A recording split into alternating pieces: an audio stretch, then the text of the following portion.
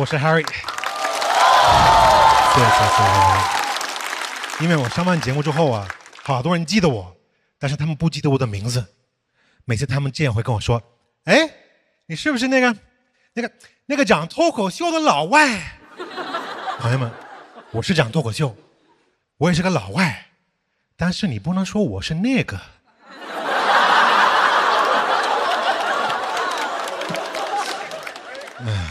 然后节目播出之后啊，好多人说我长得很 man， 但是我不是那种刻板印象里的那种 manly man， 我有容貌焦虑，我也怕衰老，我不是那种传统老外终生自然美，我呀是一个被东亚女性焦虑熏陶过的老外。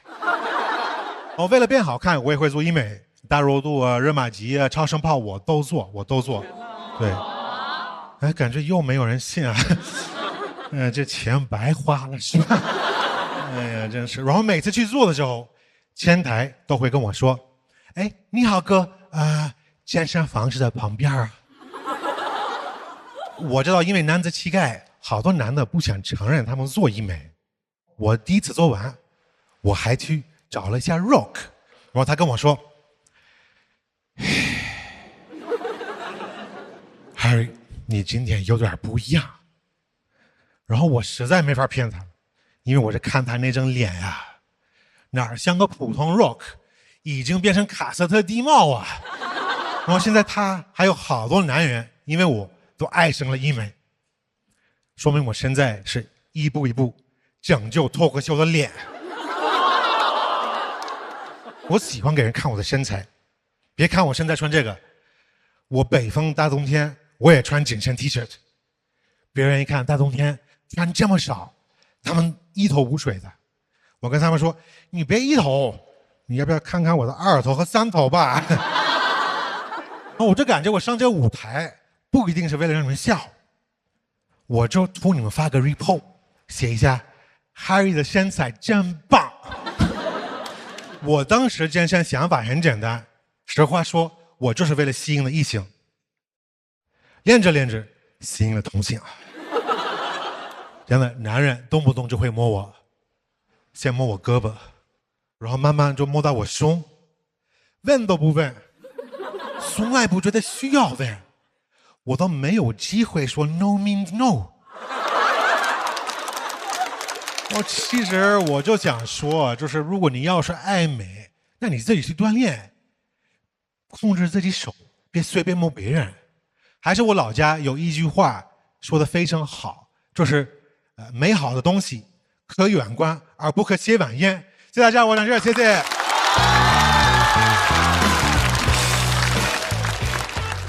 掌声再次送给 Harry。下一位选手，闪亮新人，而且这一位新人身上带有的标签，这真的是速度与激情。掌声欢迎秋月。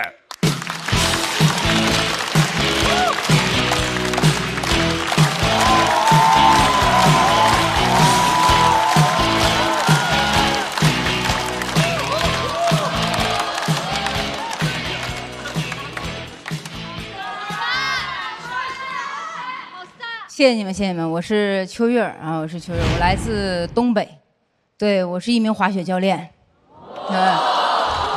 谢谢你们，谢谢你们。我来到这儿的原因，其实主要就是因为我家那边雪化了。都说这个工作挺酷的，我干上才知道是挺酷的，一年能休上3个季度。真的不光休的时间长，还特别的危险。我们去年有个滑雪教练就滑成脑震荡。滑雪教练经过1年多的休养，然后我见到他问他，我说你当时咋滑的？他说我到现在没想起来呢。特别危险，特别危险啊！我建议大家就是第一次滑雪一定要找个教练。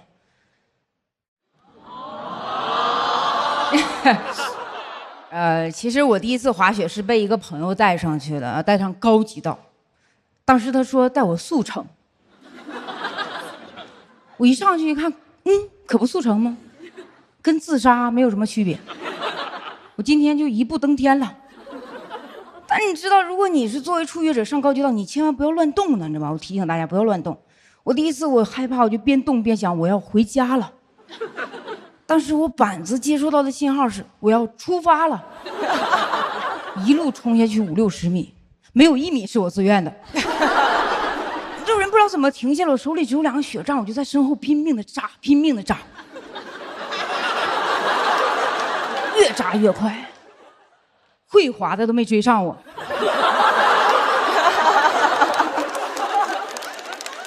我不知道怎么办，我想我怎么停下了，我撞人吧。撞人能让我停下来，但前面不是小孩就是女孩子啊，以我身高体重撞他们就还是不行。但是我又没有能力绕过他们，精准的击中一个男孩子，我有谁就得撞谁。我前面就一个小朋友啊，我奔着他就去了，到跟前给他抱起来了，更快了。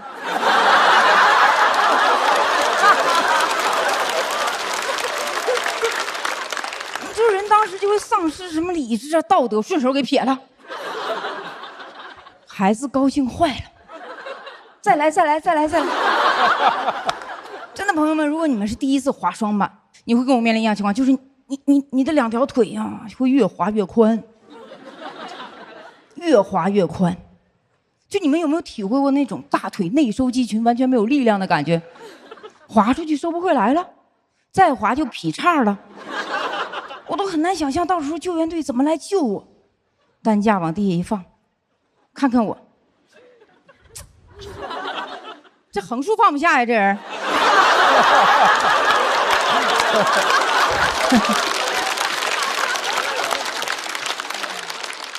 但是真的高级道还是让我想简单了，我以为倒下就结束了，没有啊，高级道只是让我换了另一种方式在滑行。就在滚的过程当中，我突然发现头贴地能够减点速，结果我一路头沙点地下去了，下去就什么都没有了。我朋友说走啊，去趟卫生间，我说没有了，用不着了。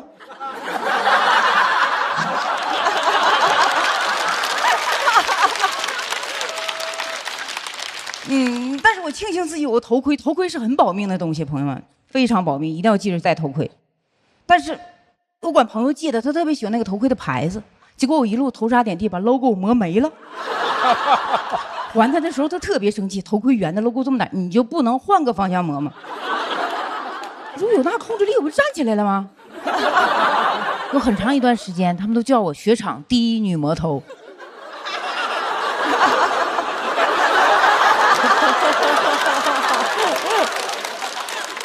挺危险，真的。其实滑雪在2013年就被国家列为高危的体育项目了。在2024年的时候，我们雪场突然出了一条政策，这政策是这样说：他说65周岁以上的老人滑雪免费。当时发到群里，我就在想，太着急了。你能明白养老压力确实太大了。但你不能因为解决不了这个问题，你就直接消灭问题。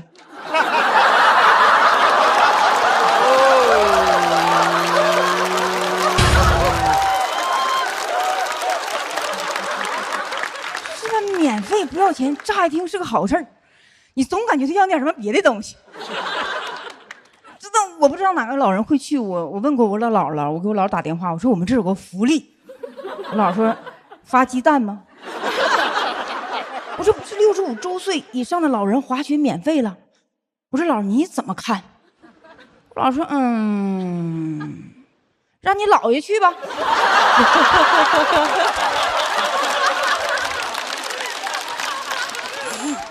真的不太知道哪种老人会去，我想也只有那种就是你至少身体强健点儿，哎，你在公园里能够看到那种能够把头挂在单杠上。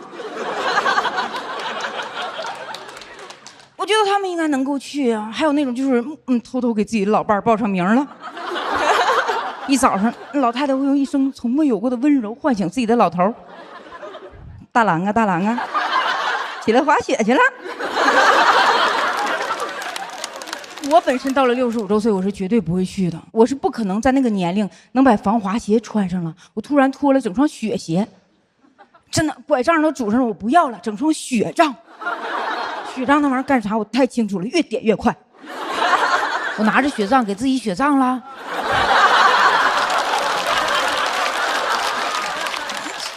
老人最怕什么？老人在冬天其实特别怕冷，他还怕滑，还怕摔，一个雪场全给占全了。但是这个政策可能就是在提醒大家啊，就是你要喜欢一件事情，什么时候去学都不晚，是吧？但是65岁学滑雪，真的不晚吗？哎，如果真的去了，你仔细想想，好像还有点早了。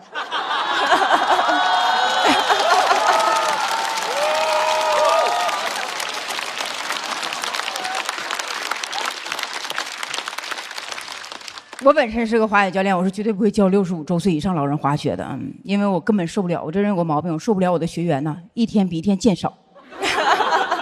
昨天教5个，今天剩2了，挣点钱不够随礼的呢。讲到这儿，谢谢大家，我是秋月，谢谢大家。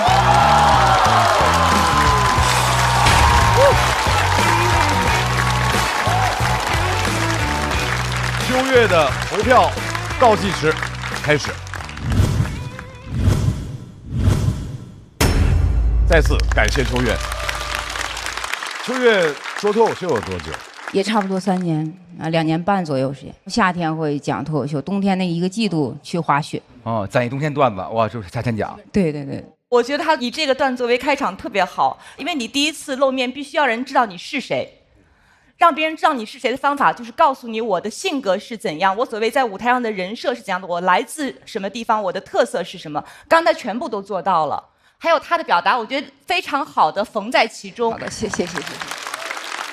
他所有精彩的部分其实是从那个提到65岁那个开始的，然后还有很多这个行业的选手特别擅长找到一个切入点以后，在这个上不断的叠加5番、6番、7番，一直翻上去。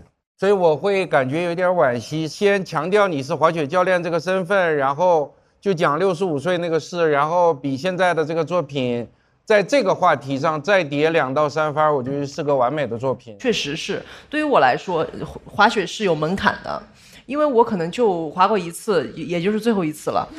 对，就基本告别了，而且我根本没有上过那个高级道。我就是在一个平地有一点点坡度的时候，我前面如果有很多人的话，我会很恐慌，我会很紧张，然后我会让别人。我会大喊，我在那大喊，我是玉川，玉米们，我来了！再次感谢秋月，谢谢大家，谢谢大家。来，我们请 Harry 回到台上。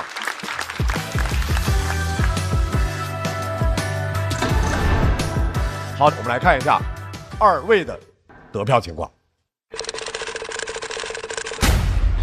秋月242票，Harry 125票，恭喜秋月晋级区。Harry 要在待定区